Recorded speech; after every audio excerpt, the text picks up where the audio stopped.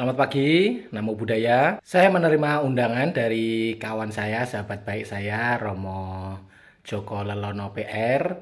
Beliau adalah dosen di Universitas Sanata Dharma di Fakultas Filsafat Keilahian. Kita akan berbincang-bincang tentang ajaran Buddha, terutama 4 kesunyataan mulia sebagai dasar dari ajaran Buddha bersama mahasiswa Fakultas Filsafat Keilahian Universitas Sanata Dharma Yogyakarta.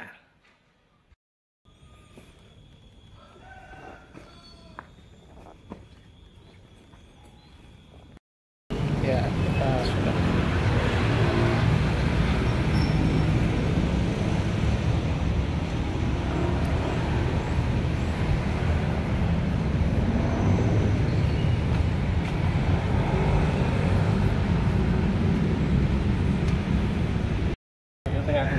Aja deh. Bravo. Kita dalam kapasitas 3,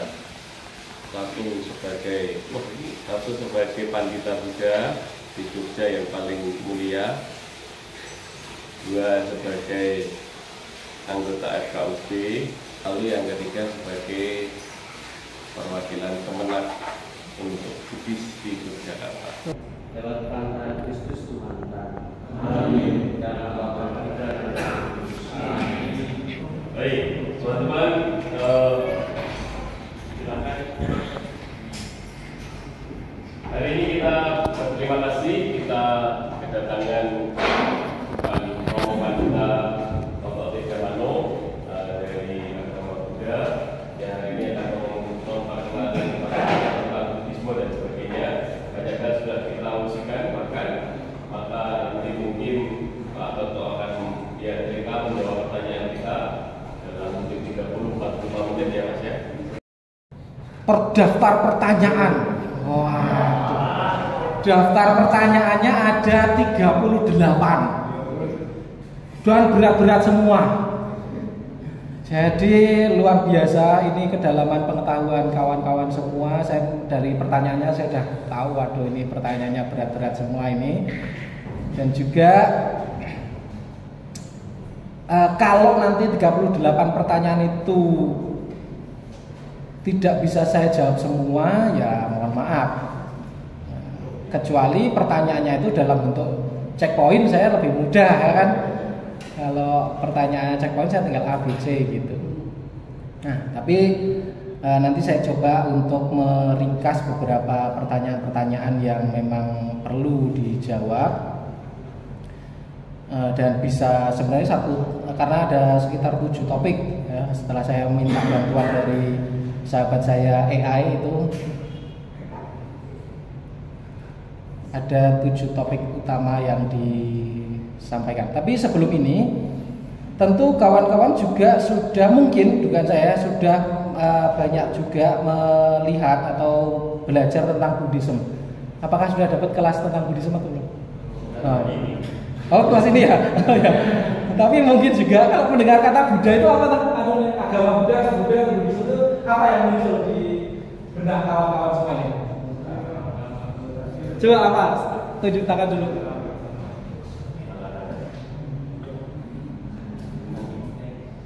Ya.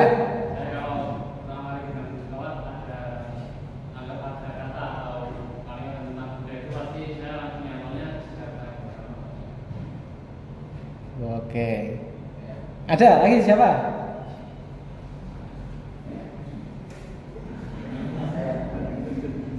Ya.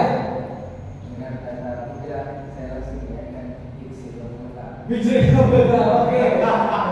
Jadi kalau kita membicarakan satu topik itu kan pasti kita juga ada kebayang apa gitu ya kan.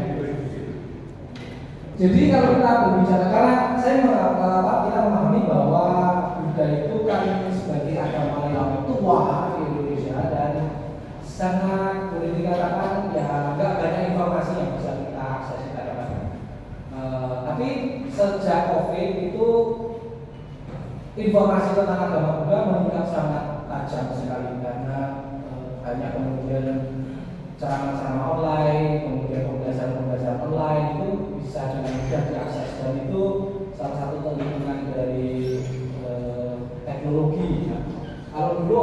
sejarah Buddhisme, setelah Tempurnya Majapahit, itu orang dulu ada orang Belanda itu yang melihat peninggalan sejarah, peninggalan agama Buddha itu.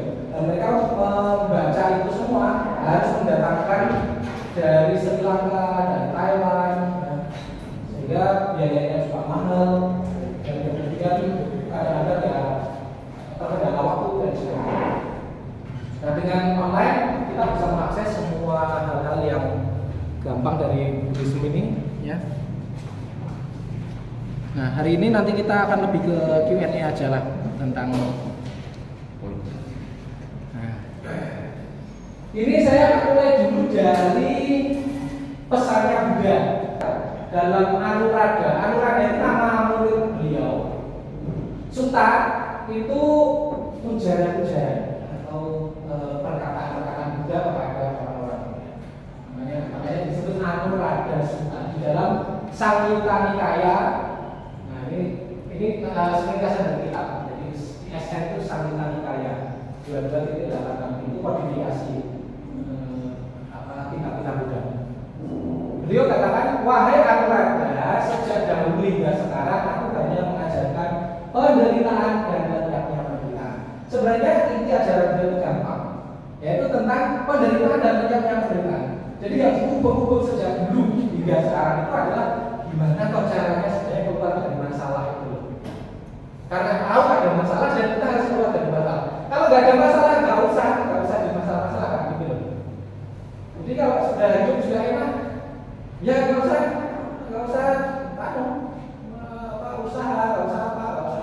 Karena sudah enak.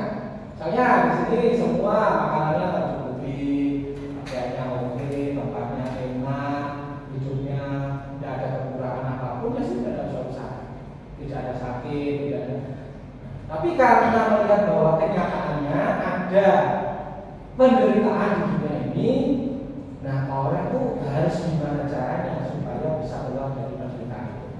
Nah, topik tentang duka, tentang penderitaan itu menjadi topik utama dan dikatakan itu sebagai ajaran paling besar dalam ajaran Buddha adalah tentang penderitaan dan lenyapnya penderitaan. Nah, maka nanti kalau teman-teman semua akan membuat penelitian, pasti kan yang ditanya, ini masalahnya apa? Gitu. Jadi disuruh cari masalah kan. Kamu sudah hidup punya banyak masalah kok itu malah tapi kan sebenarnya disuruh mendefinisikan masalahnya itu yang jelas kayak apa. Masalah itu banyak tapi harus didefinisikan kayak apa kok masalahnya ini. Nah, sekarang kita akan masuk ke apa kok sebenarnya masalah itu. Yang paling gampang ya masalah itu lahir, tua, sakit, mati, perpisahan dengan yang dicintai, ketemu dengan yang tidak dicintai, tidak mencapai apa yang diharapkan, rasa tangis, kesulitan, duka nestapa, perlembaran, tidak kekal. Ya itu yang kelihatan dari duka yang kayak gitu. Siapa di sini yang belum pernah menangis? Siapa di sini yang belum pernah sakit? Definisinya tentang diri aja kayak gitu. Itu secara bentuk luarnya, tapi sebenarnya ada definisi yang lebih dalam lagi, yaitu apa tuh? Reaksi mental atas gap keinginan dan kenyataan. Jadi karena kita punya keinginan, lalu kenyataannya tidak sesuai dan kemudian kita meratapi, itu yang dikatakan sebagai duka. Kita ingin hari ini mendapatkan dosen yang bagus, itu keinginan. Kenyataannya dosennya jelek, dosennya killer lagi, apa lagi ya. Lalu akhirnya kita reject. Keinginannya 100, keinginannya adalah yang ininya 60, karena ada gap 40. Nah begitu kita meratapi, harus begitu. Apalah itu logika. Apa yang kita mau tidak selaras dengan yang apa yang kita mau dengan apa yang terjadi tidak selaras. Dan kita gagal untuk mendamaikannya. Berarti logika. Ini definisinya. Dan ini apakah untuk semua orang berserta oleh orang di dunia Buddha kira-kira mengalami ini? Mengalami. Sebabnya apa kalau orang itu bisa ini nanti cara berpikir Buddha itu ada masalah, terus sebabnya apa? Nah, sebabnya ini adalah orang Buddha menyebutnya tanda. Tanda itu kelekatan pada keinginan. Keinginan itu harus selalu dipenuhi, harus selaras dengan yang kita mau. Jadi kita harus, pokoknya aku maunya kayak gini, nah kenyataannya gitu kok. Jadi itu yang namanya tanda itu harus. Nah, itu yang membuat nanti kita jadi lupa. Padahal kalau keinginan itu keturunan, apa yang terjadi kalau keinginan kita tercapai? Senang. Tapi senang itu juga tidak lama. Misalnya, katakanlah bertahan mungkin setahun, 2 tahun, 3 tahun, 4 tahun, 5 tahun. Tetap nanti ada keinginan baru lagi. Ada terus menerus, keinginan terus menerus. Atau kalau nggak keturunan gimana? Wah, yo meronta-ronta di dalam hati itu. Nah itu loh yang sebabnya itu sebenarnya karena kita craving, terpingin itu. Wah, terus menerus terpenuhi. Padahal tadi begitu terpenuhi itu tidak pernah selesai. Ini, oke, saya ingin kerja, sudah ada kerja. Oh, kalau saya mahasiswa, jadi bukan, sini kan calon-calon.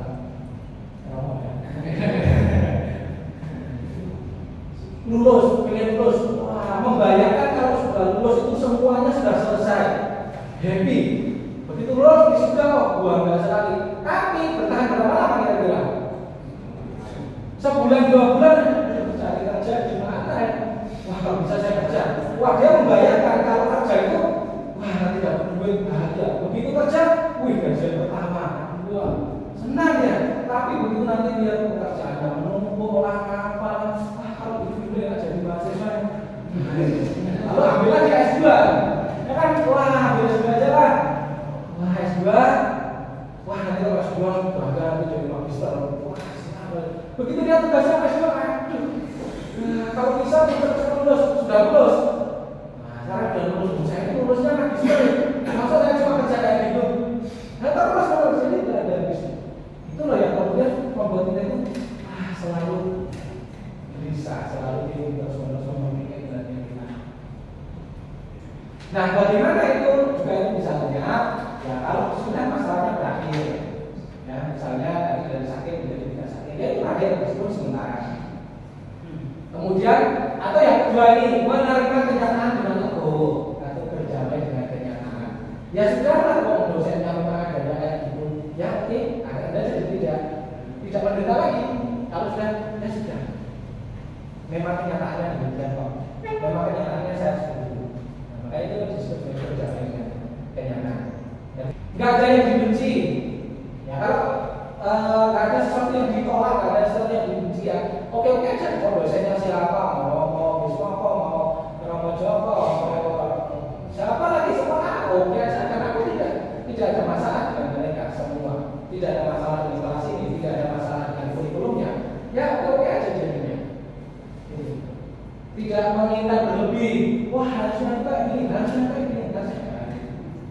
Ikhlas. Dan atau yang paling biasanya disebut dalam agama Buddha ini bebas dari lingkaran samsara, siklus kelahiran berulang, atau sering dikatakan sebagai mencapai nirwana.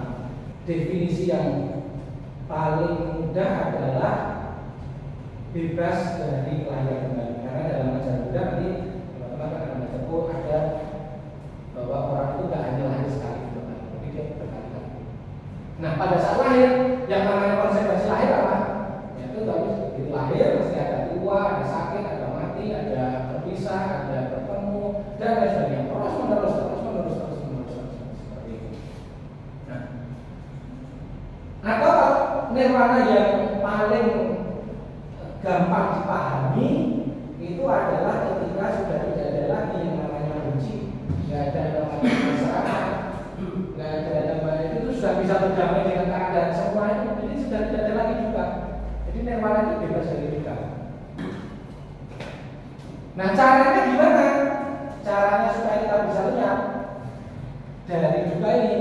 Nah Buddha mengajarkan tentang namanya jalan mulia berunsur 8.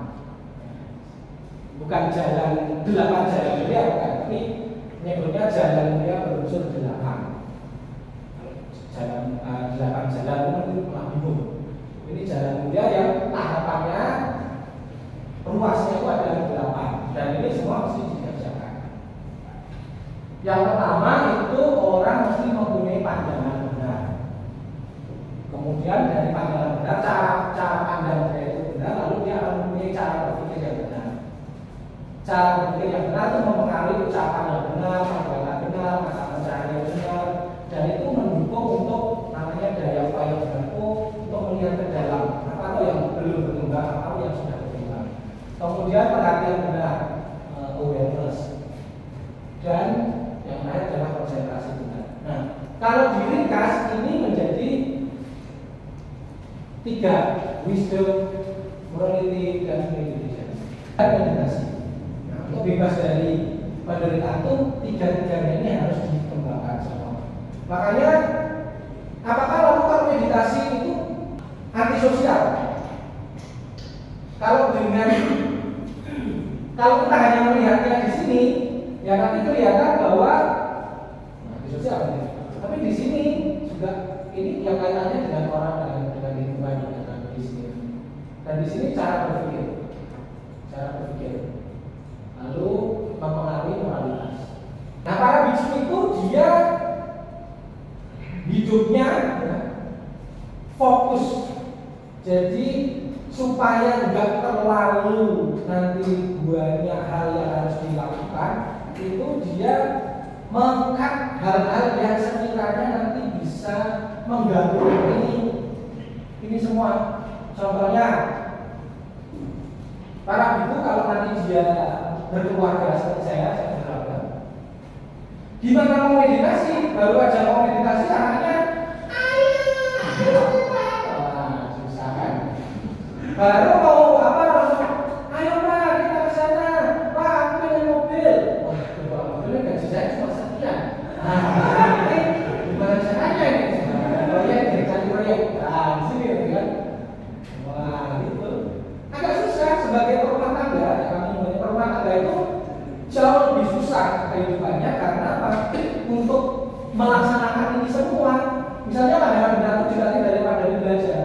Nah, kalau para biksu dia bisa lebih concern belajarnya, seperti kata-kata concern belajar teologinya lebih gampang karena kan memang di sini fokus. Beda dengan para umat ya, karena kan susah dia mau belajar gimana belajar, mau belajar apa ngurusin perut aja udah susah gitu loh. Nah, makanya para biksu itu dia hidupnya menjadi lebih fokus pada ini. Tapi apakah para biksu kalau antisosial? Tidak juga. Para biksu juga harus mengerjakan ini semua, termasuk mata pencaharian benar. Memang para biksu itu dia tidak cari duit. Nah, lalu setelah beliau mendapatkan pencerahan di bawah pohon itu, beliau kemudian mengajarkan dharma, pengalaman-pengalaman mencapai Buddha. Jadi untuk menjadi Buddha itu tidak hanya sekadar duduk di bawah pohon ini. Nah, lalu beliau mengajarkan pengalaman-pengalaman itu kepada siapapun yang bertemu beliau dengan tujuan untuk tadi membebaskan diri dari penderitaan. Duka jiwa panake, duka samiro. Itu aku makanya di sini dikatakan pergilah para biku, ajarkan dharma demi manfaat, kesejahteraan dan kebahagiaan umat manusia pada para biku. Maka itu kan kemudian Buddha itu mengajarkan kepada siapapun ya, ajaran Buddha itu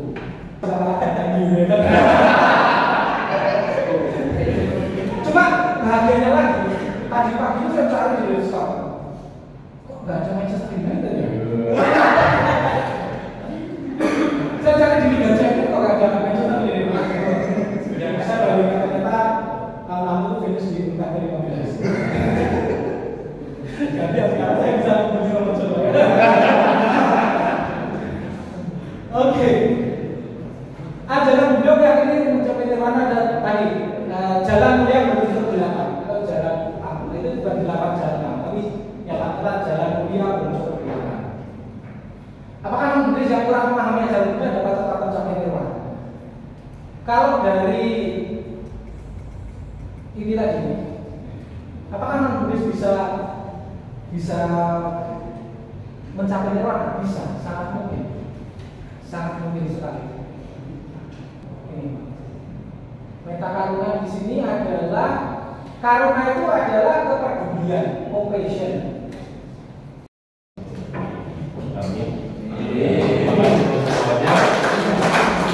Oke, perkenalkan saya Wicak. Yang pertama, saya bersyukur bisa mengenal agama lain, khususnya dalam agama Buddha, khususnya dalam konteks FKUB. Dan saya bersyukur kenapa? Karena di dalam ini saya mengenal ternyata agama saya itu ada banyak agama di dunia, khususnya di Indonesia, dan itu sungguh mencerahkan saya dalam pemahaman.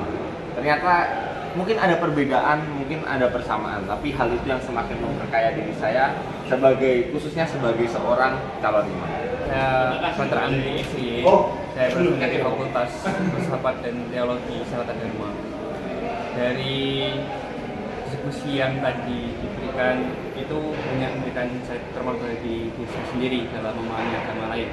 Di sini saya kuliah untuk proses menjadi seorang imam, dan itu memberikan sebuah wawasan bahwa agama saya Katolik dengan agama yang saya pelajari hari ini agama Buddha, itu ada beberapa bahkan banyak kesamaan tapi juga ada perbedaan.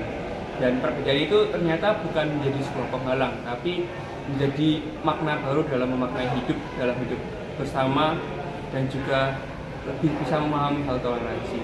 Dan itu juga tadi ada beberapa hal yang dibahas tentang bagaimana kehidupan agama bersama di negara, terutama di Indonesia. Bagaimana proses pembangunan rumah ibadah, kemudian bagaimana sikap toleransi terhadap agama lain. Sedikit banyaknya saya memahami bagaimana proses terjadi, meskipun negara saat ini ya sedang itu dalam situasi yang tidak baik saja menurut saya. Dan dalam referensi ini saya bisa menemukan bahwa yang perlu kita lakukan itu bukan tentang menghakiminya, tapi bagaimana cara menemukan solusi bersama. Tujuannya posisi